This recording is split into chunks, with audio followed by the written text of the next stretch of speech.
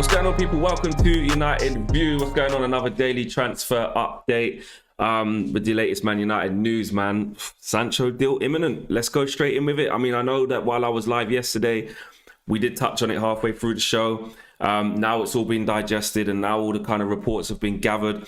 We got to start there. I've been very kind of adamant, really, that we're going to try not to keep going with that story, because we all know where we're at with it as Man United fans until there's an interesting breakthrough, and that definitely happened yesterday afternoon. Definitely an interesting breakthrough when you saw Romano, you saw Fjortov, you saw Christian Falk, you saw Bild. I never ever say their name right. Apologies. BBC, Simon Stone, all of the big journalists, reputable journalists, and when the English-based ones start doing it as well, it's happening. So Sancho deal is imminent. 85 million euros as well. And you know what? The deal's moving on. There were some of you saying, Flex, maybe you should get excited. The real excitement, hold tight the Muppeteers, they were saying the real excitement is when you're going to see Jadon Sancho in a shirt for us next season doing bits. And I suppose that is the real excitement, because for me, like I said, like I touched on yesterday, I feel a little bit nah. But I think now that the excitement's building back again to actually get this deal done, that definitely is a positive. But again, I will reiterate what I've been saying the whole time. That's just one piece of the puzzle. You know, I'm going to talk about Solskjaer's summer and how important it is and how optimistic he'll be feeling now that this deal's about to be getting done. We're going to talk about potentially Varane, the price lowering. Talk a little bit about that. Pogba, I want to talk about Pogba as well a little bit in the show, because we're seeing him he drops 20 out of 10s. Yeah, I said it. He drops 20 out of 10s for France. And we're left scratching our heads all the time. Rival fans always saying he needs to get out of Man United. It's Man United holding him back. I want to talk a little bit about that. He had some interesting things to say about his future as well when he was asked at the end of the game. Donny van de Beek in relation to the Sancho situation as well. He basically not being used as a make weight situation. And I did want to touch a little bit on Bruno Fernandes as well. Obviously dropped yesterday for the France game, not playing very well, came on, nearly gave away a penalty, was fouling up the place. He just stinking the place out a little bit. He's not playing very well, but I want to talk a little bit about that. And Fred, on the other hand, at Copa America is doing bits. So a little bit on our players, but back to the Jadon Sancho thing. I think we're going to see this deal done over the next, week or so, or few days, maybe even sooner. We know. Look, we know that all the situation from last year was already done. It was always already done in terms of personal terms. So that wasn't a situation that was going to be a sticking point. But now Man United have got their act together and coughed up the money, or they're still a little bit away in evaluation, but it's that close it's going to happen. I want to, instead of really talking about just the Sancho thing, I want to shift my kind of focus with this a bit different and look at the Oli situation and how he's going to feel now that this transfer is going to get over the line. This is clearly a transfer that he wanted last year. We were left scratching our heads a little bit last year when we signed Ahmad, we signed Pellistri, because I remember being on shows last year and saying, well, we didn't get Jadon Sancho, but now we're trying to get Ahmad, which we ended up getting him. Then we signed Pellistri for the, what was that, 20 odd million quid, 30 million quid, I can't remember, but decent money.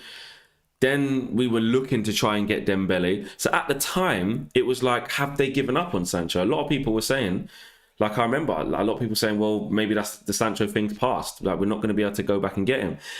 And I just think of how Oli will feel about the situation. Was that always the plan, to get Ahmad in and still get Sancho? And then now what do we do with Greenwood? What's going to happen there? Are we going to look to make Greenwood just a straight number 9 and you're the second fiddle to Cavani? Then what happens to Martial? Has Martial got one more year left where he needs to prove it? Is he going to compete on the left-hand side and move from the number 9 to the left and compete with Rashford? Still got Dan James there as well. So there's a lot of questions. And I just think that the first thing is that Oli will be delighted. I think he'll be happy with this signing. Clearly, there's no way we'll be chasing him this long if it wasn't something Oli really wanted.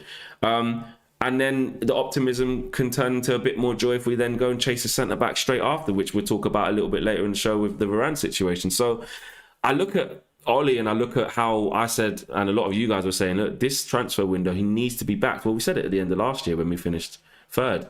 and got Champions League football on almost the last day of the season against Leicester. He needs to be backed, and he wasn't really backed last year. Donny van de Beek, God knows what happened with that and whose signing that was. Cavani was a last-minute situation, but to be fair, he had a great season and proved that we actually did need him. Telles was a make-weight. Our team was pretty much the same team. From when we finished third that season to last season's team, it was pretty much the same team, apart from Cavani was playing more games. Do you know what I mean? Telles wasn't starting. Donny van de Beek wasn't starting. So it was almost like a as you were, you know? I don't know if you lot can hear that. You probably can't. I don't know, but I can. There's a big ass crane thing outside my house, just driving past, shaking up the whole room. Be good if you can't hear that, because that means the mic's pretty good. But I can hear it, so apologies if you can. But yeah, so Ollie's transfer optimism, basically. Maybe I should have called the video that. Ollie's transfer optimism, because I feel like this getting over the line, chasing a centre back, the momentum, hopefully, fingers fucking crossed, that the momentum's starting to build with getting this transfer over the line. And you know what? Another thing I want to talk about the Jadon Sancho thing being imminent is this. Is there an argument? You know me, I like to look at both sides of everything. Is there an argument that Man United actually played this right? And hold on, because you're going to hear that and think, no, Flex, don't give the Glazers excuses. Da, da, da, da. I'm not saying I agree with that. I'm just saying that I've seen, as a discussion point, people bring this argument to the table to say, actually, maybe Man United were smarter than we think. They wanted 120 million euros last year, right? And maybe it's only because of hindsight, because we ended up finishing second and getting to a final, and it could have been different, but it was a decent domestic season. But hear me out on this. This is what the other side of the coin is saying. They're saying that, well, they wanted 120 million euros, pounds, whatever it was, last year for Jadon Sancho. Even we were saying, rah, all right, cool, just pay the money. But deep down, is Sancho worth 120 million pounds? I don't think he is. We didn't do it. Yes, we procrastinated. We tried to call a bluff. It didn't work, and we looked like the losers. But really, we let him stay there. I say let him. We decided not to come through with that money. Sancho stays another year. He gets another year off of his contract. Dortmund are forced to lower the price this year, and now we're getting him for 77 million pounds ish, 85 million euros, around that price, which is a good 30 to 40 million off the asking price, what they wanted, nearly. So we've saved ourselves 40 million quid by waiting an extra year. Ahmad, okay, came in January, didn't really play much games, but Greenwood done his thing toward the end. The right wing wasn't locked down, and I'm not saying that, I'm saying that Sancho will come and lock down that right-hand side if that's where we're going to use him, which I think it is. But we finished second, and I know we didn't know we was going to finish second, and we didn't have a good transfer window as a result of not signing Sancho. That's what I would say. That's where the argument of it could be a bit of a fluke comes into it, because it wasn't like we said, all right, now we're not going to spend 120 million on Sancho. What we are going to do is use that 120 million to get the centre-back we should have got last year, to get the central defensive midfielder we should have got last year, to maybe get a different right winger. Well, we did actually in Ahmad, to be fair. Do you know what I mean? And then secure the bag with a striker, which looked like a little bit of luck because it was so late with Cavani, but you have to say it worked. So, but there is a little bit of luck. But so I do agree with that. If people are saying, well, hold on a minute, Flex, it wasn't like we decided not to sign Jadon Sancho and then we went on to have a really good value for money window. We had a poor window last year. But in hindsight, when you look at it in its entirety now, is there not an argument, a decent argument to say, actually, it's worked out all right? We didn't get Sancho last year for 120 million. We waited by procrastinating, not paying the P's, whatever. We're going to get him this year for 30 to 40 million less. And that money is in the kitty where we can maybe, fingers crossed, go and get a centre-back. Hopefully that being Varane at 50 million euros. So I can kind of see that argument, if I'm honest with you lot. I can see that argument, because you have to look at it like, if we would have spent 120 million pounds on him last year, or euros, whatever it was, that's a hell of a lot of money. Hell of a lot of money. And this year we waited a year. Dortmund have to drop the price. And really, who comes out better? Do Dortmund come out better, or do we come out better? I don't know. I think it's one of them ones where I suppose both are happy with it. But what it did do was make Dortmund have to lower their price. It's been another year in COVID, And on top of that, football business-wise, he's got another year off of his contract. So they had to drop the price. Kind of like the situation that we're in with Pogba, though. Even though it's even worse because he's actually in his last year. Do you know what I mean? But we have to drop the price. We were getting quoted 50 M's for Paul Pogba. Do you know what I mean? And we'll talk about him a little bit later in the show. But I just feel that with the Jadon Sancho thing, when you do look at it, when I saw some people saying that, my thing, definitely, if you're on this side, was definitely, nah, I don't agree with that. Like, they fucked it up last year. They didn't want to pay the piece. Typical Man United, not moving like a big club, thinking that we're bigger than we are because we're not that team anymore where we can bully teams into letting us have their best players. And we lost out. Because that's how I saw it. As soon as I started to see a few arguments saying, actually, maybe Man United have played this okay. But then, and obviously with the Glazers as well, not wanting to spend the money, you know, we know that. That's the real enemy here. Do you know what I'm saying? But it is a discussion point. I'm always going to bring in a different discussion point to the table. I'm not going to go with what I think and just, that's it. No, don't talk about anything else. That's the whole point of this. You know, I mean, if I was in a WhatsApp group and someone said that to me, I'd respond. If my friend rang me and said that, or I was talking to a fan outside or OT or wherever, and they said, don't you think we played it okay though? I'm not just going to go, nah, shut up, man, I ain't listening. Like, I'm going to listen. So I can see where that happens, but the reason why I don't fully agree with that is because of the transfer window we actually went on to have. Do you know what I'm saying? But on a positive, like I said, Solskjaer's transfer window, if he gets Sancho over the line in the next week or so, that's one under his belt. A big signing as well that would definitely improve the team, definitely make us better on the right-hand side, and improve us. But it's then about kicking on from there. And look, when he does sign and we do that deal done video, there is going to be a bit more excitement. I'm not going to lie about that. I feel like, because I said that on Twitter yesterday. I said, does anyone feel like this is just like the energy's been sucked out of this? And some people were like, nah, Flex is a great player, it's still good. Da, da, da. But most people were like, yeah, I see where you're going with that, Flex. Like, this should have happened last year, etc., etc. It's like a long, drawn-out thing, like any other Man United transfer, really. They're always long, they're always drawn out, and the excitement's never really there. We never just announce interest on a Monday, bid on a Tuesday. Hypothetical, because I know deals don't happen this quick. All right, let's just say within a week. Interest on Monday, bid on a Wednesday, signed on a Sunday, signed on a Saturday. We never really get that timeline, especially with the big transfers. And I understand that these transfers are difficult to do, but the way we move, it's just mad. It just annoys me. It really does. So that's the latest on Jadon Sancho transfer. It's looking very imminent. Like I said yesterday when we touched on it, you don't get all of those guys reporting it if it ain't going to happen. Do you know what I mean? Or it's not in a position where it's very likely to happen imminently. Do you know what I'm saying? Moving on. I saw a report today. Actually, just before I move on, off the back of Jadon Sancho, there was also Duncan Castles was also saying that there's no chance that Donny van der Beek will want to be used as a make weight to go the other way to Dortmund. That's just not going to happen, which is interesting because Donny, look, it's like we're forgetting about the Donny situation. I just don't see what happens. I don't see how he plays any more football next year than he did last year. If Pogba leaves, I'm saying we have to go and replace Pogba. I don't think you replace Pogba with Donny van der Beek. I don't think Man United will want to. I don't think Solskjaer will put his eggs into that basket. And if Pogba stays, which is what, you know, like I reported on yesterday, that we're trying to make happen, and it's early stages, we've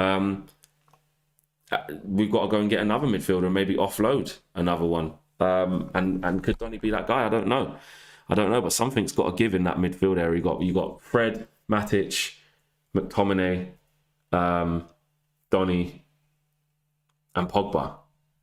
6 players, you know, and Pogba's been squeezed out to the left because he ain't even really been playing there. But if you want to keep Paul Pogba, you got to invest in that squad and find him a partner. Do you know what? Actually, let's talk about Paul Pogba. I'm not going to talk about Varane. Not yet. I'm going to talk about Paul Pogba because he dropped a 20 out of 10 yesterday. Yeah, against Portugal.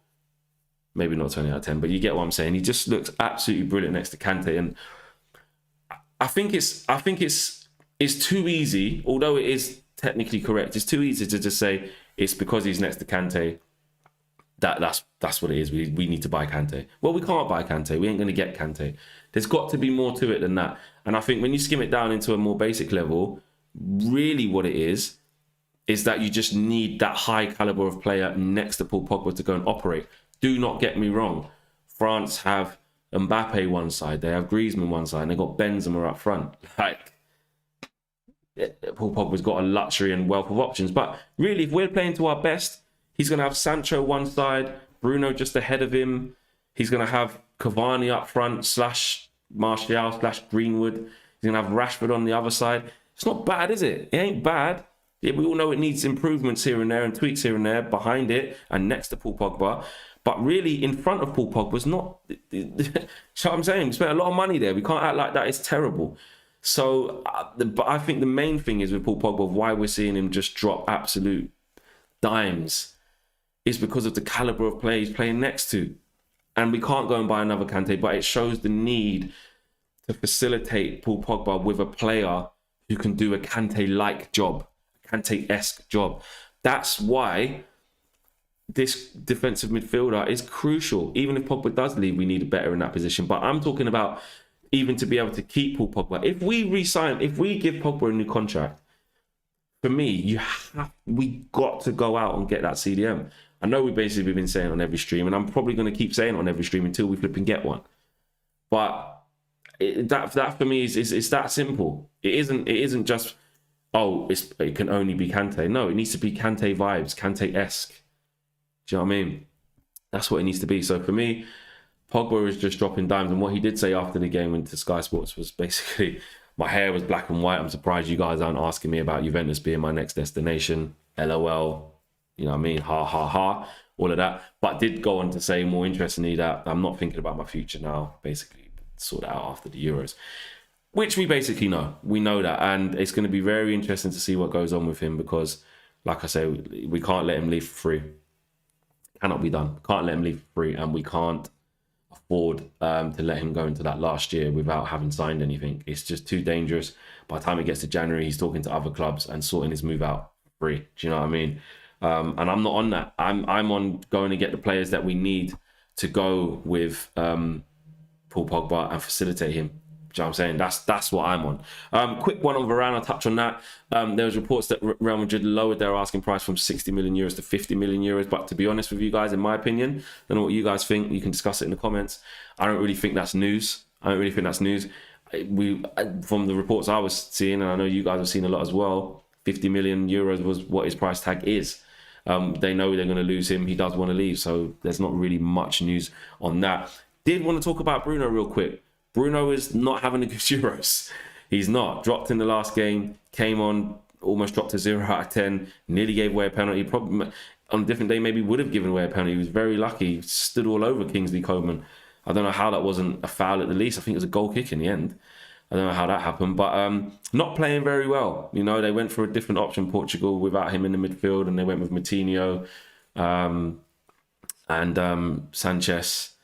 And I think it was Danilo, I can't remember his name. The guy nearly got knocked out when Lloris punched him in the face. But I think what we're seeing with Bruno is, it doesn't mean he's going to be shit for us. People saying this is why he's crap. No, like the impact he's had with us is completely different to having a bad Euros. Look at Harry Kane. He's having a shit Euros. Do you know what I mean? But he's had a great season. So I wouldn't get carried away with all that talk. But what I would say is, and I don't think it's necessarily going to happen for us, but you have to just bear this in mind as a talking point. The players like Bruno, who maybe might not pass your eye test because of the way they play compared to a De Bruyne or compared to someone who, you know, keeps the ball a little bit more consistently well than he does. When you don't score or you don't assist, when you have Bruno's playing style, you kind of get that extra criticism because of the way you play, because you're not known for keeping possession. You're not known for kind of making good, simple, progressive passing and building the play patiently. You're known as a dynamite player, the icing on the cake, the finishing touch, getting that penalty, scoring a penalty, making that chance, having goal involvements. But when you take that away, I think players like De Bruyne, and this is just my opinion, players like De Bruyne and other attacking midfielders like Paul Pogba as well, when he's in his element, didn't score yesterday, but you look at how he played. Players like that, because they play a certain way and don't have that last, always have to get that killer pass or that final piece of the puzzle to score, they don't get that criticism. Do you know what I mean? But where I feel as players like Bruno, because he's really on this like make it happen thing, do you know what I mean? Like final ball, always looking for it. I think it gets highlighted more because he doesn't have the same playing style. He doesn't play as simple. Do you know what I mean? Like I always say, football's a simple game complicated by idiots. Like, and when I say idiots, I don't mean that in a rude way. But that's just a saying that's always been said to me. And when you take it for face value, it's a really simple game. Make easy decisions, as someone like Ricky would say, simple pass flex. You know, but it isn't always about that. But a lot of football is about simplicity. The reason why I like how Jack Grealish plays is because, you know, you can fizz it into him, he'll run and commit players, but then he makes the simple pass, the easy pass, and more importantly, the correct pass to just give it to the left back and then they can cross it, or give it to the overlapping fullback on the other side and they can cross it, or play it into a striker's feet instead of trying to go for the shot for 25 yards to get the glory. Do you know what I'm saying? So I just feel, cut a long story short, I'm saying that Bruno playing that way and then getting dropped is not a surprise. If you're not scoring or assisting, and you have that type of playing style where you lose the ball quite a lot, it's not what we need going into that big game. And I say we, I'm not Portuguese, but you know, they probably looked at it like, this is going to be a really difficult game against France. We can't have any passengers. I need workmen like midfielders. And you have to say Renato Sanchez did that. He did that. And Moutinho, you look at Jadon Moutinho and you look at Bruno Fernandes. Okay, you could say, oh mate, Bruno's well clear of Jadon Moutinho, etc., etc. But if you look at the type of game that Portugal needed to play against France, the fact that Jadon Moutinho started that tells you everything about the playing styles of what I'm saying. I need someone, I keep saying the Portuguese manager probably looked at it and said, I need someone who's going to really use the ball better and keep the ball. And I'm not saying that Portugal dominated possession as it, but Jadon Moutinho was far more likely to play a simple pass, a pass that keeps possession of the ball, a pass that maintains pressure, a pass that facilitates an attack over Bruno Fernandes, who isn't actually playing very well. So, look, it can all change in a heartbeat. They're through to the next round and Bruno might start the next game and get that golden assist, and I hope he does. You know what I'm saying? I don't want him to have a shit Euros. I don't want any Man United players to have a shit Euros. I want them all to play well. But that was just my assessment of that. You know, people saying, yeah, Bruno's washed. And, you know, people who just don't like Bruno anyway were saying, this is what I mean, this is why he's shit. And it doesn't necessarily mean that. You have to look at the impact he has for us consistently. And really, although Bruno, people might say Bruno's not playing any different, he always does that. Well, the difference is with us is that there's usually an end product. There's usually goal involvements. There's usually an assist. There's usually a goal. He's doing something all the time. Like I always say with Bruno, you don't influence games as consistently as he does on that regular basis if you're shit. It's as simple as that. However, I will say this. If Bruno's numbers do dry up, it'll be interesting to see what we're left with. Because his game, I don't think his game is that adaptable. I don't think his game can turn into, okay, I'm not making the killer pass, but I'm really involved in the game. I'm dictating the tempo. I'm helping us pen the other team back by how I'm holding onto the ball and my choice of pass. I don't think that's Bruno's playing style. Do you know what I mean? So we'll see on that. Anyway, guys, thanks for watching. There's your quick transfer update today. If you're just joining us, obviously we know the Sancho bid is imminent. I spoke a little bit about Solskjaer and the fact that, you know, he's looking optimistic. If we can get this over the line quickly and then focus on a centre-back, in my opinion, still need that CDM. And we spoke a little bit about Varane, which wasn't really news. That is as you were with Varane and the Paul Pogba situation as well. Smash a like on the video, guys. It's road to 50k, but we're nearly on 40k already. Unbelievable. So make sure you guys smash a like if you haven't smashed a like, and make sure you guys subscribe and hit the bell notifications in the bottom right hand corner. Loads of stuff coming up here on United View as well for you guys. We've got some busy weeks coming up, man. So yeah, stay tuned, keep supporting, and check out the socials as well. United View TV on Instagram and Twitter as well. Peace. I'm out of here.